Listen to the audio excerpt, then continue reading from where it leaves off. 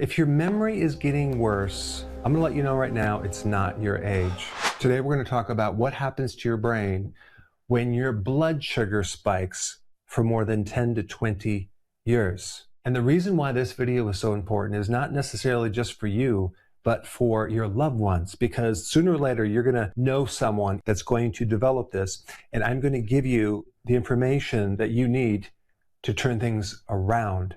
Hopefully, because there is a limitation of matter, a point of no return if it's too far advanced. But what you need to know about dementia and memory loss and cognitive loss is these symptoms occur long after the problem is started. And so this is the part where medicine focuses on. We're going to go earlier in showing what happens at the earlier stages. In the first stage, you have the energy drop in the brain. Your memory's still good. You don't have very many symptoms, if any, other than maybe some fatigue. And then you go into stage 2. This is where you start developing certain protein residue in your brain that don't get cleared out. And another thing that happens is a certain part of the brain that's responsible for memory starts shrinking. It's called the hippocampus. And it's an energy hog. Out of all the parts of the brain, this is the part that has the most dense mitochondria, which is the energy factory. So it requires a lot of energy to work. But at this point, your memory is still fine. It's when we get into stage 3 where you're starting to notice certain things, especially with remembering names. Your ability to learn goes down. And this can occur when you're in your 30s or even your 40s. Now, the problem between stage 3 and 4 is you start losing more of your ability to notice your own cognitive decline. So in many cases at stage 4, your family notices your memory issues more than you do, and this is usually when you're diagnosed. And the problem with this is the traditional tests that doctors do, they're not going to pick it up because they're not looking for it, because their medicine is mainly focused on symptoms, and if you don't have any, they're not going to test it. However, if you wanted to know what tests to do, it would be a PET scan. Okay, that would have picked it up in the earlier stages. Now, what's a PET scan? Maybe you've heard of a PET scan in relationship to cancer because it's the same scan. In cancer, they use a PET scan to identify areas of your body that are in hyper mode where you have a lot of glucose uptake, okay, because cancer loves glucose. The problem with this scan is it's very expensive and the doctors aren't going to do it unless there's significant reason to do it. And if there's no symptoms, they're probably not going to do it. In Alzheimer's and other forms of dementia, it's just the opposite. You have a hypo-metabolism of glucose.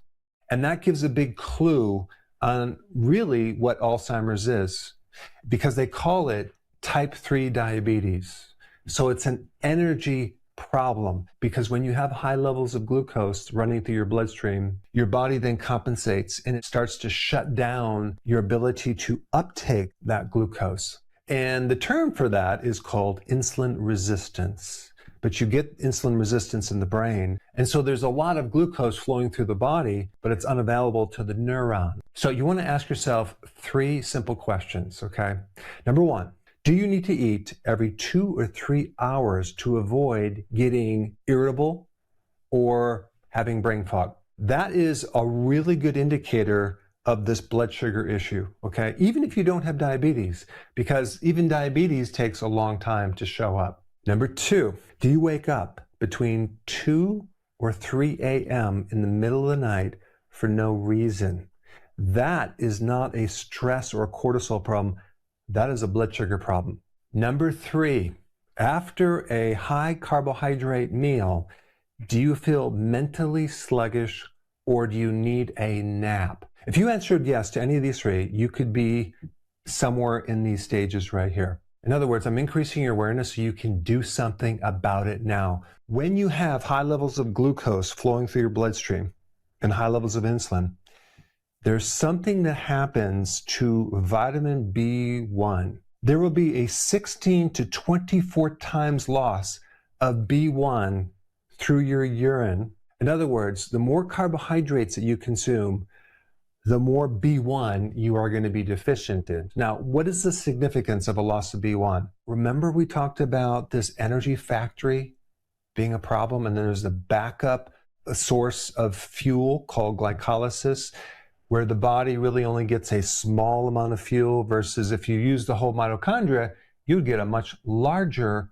unit of energy. In diabetes, also in cancer, and in Alzheimer's, it's not that this mitochondria is actually damaged.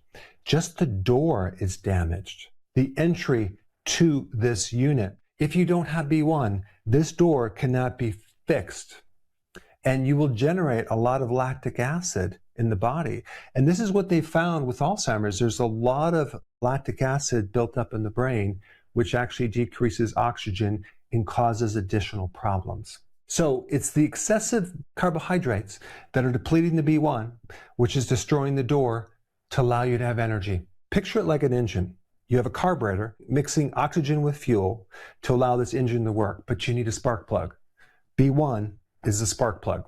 Now, what's really interesting, right now, there are researchers studying B1 in relationship to Alzheimer's. And they're testing the form of B1 called benfotiamine. I've talked about this many, many years ago, but now they're finally doing a study on it. So the National Institute on Aging right now is doing this massive phase 2 trial testing on benfotiamine across 50 different sites. I know with type 2 diabetes, they use benfotiamine for peripheral neuropathy. Even in a lot of other videos I've done, I've talked extensively on benfotiamine and what it does. It helps clean out the side effects, the toxicity of glucose byproducts. It allows the myelin sheath, the coating around the nerves, to be regenerated. In practice, I've used B1 for helping with nervous tension, anxiety. But the big reason why people are deficient in B1 is because they're consuming too many carbs, and too many carbs eat up the reserves of B1, leaving you high and dry. Even when we look at refined wheat